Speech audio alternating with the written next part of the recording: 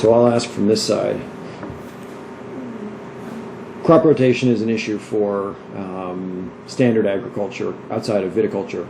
How do you, with vines that are in the same place for 55 years, how do you address the need to have different nutrients in the ground that you might have with if you were rotating crops?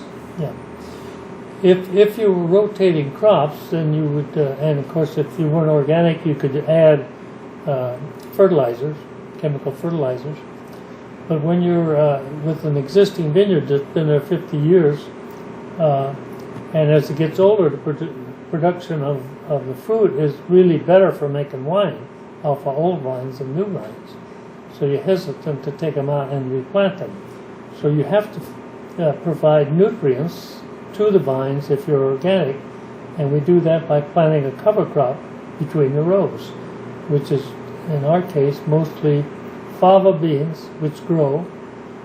We put them in the fall of the year, and the rains come along, and they sprout out, and then they grow up to 2 or 3 feet tall, and they produce nitrogen off of their root system.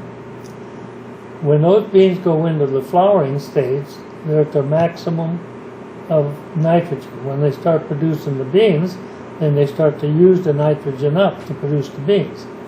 So our timing is to incorporate the plants back into the soil with a huge disc, work them up so the plants go back into the soil and provide the nutrients for the vines to feed on and stay healthy.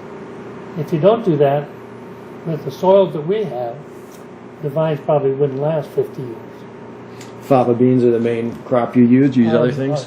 Sometimes we can blend them with some vetch, or usually vetch, or peas.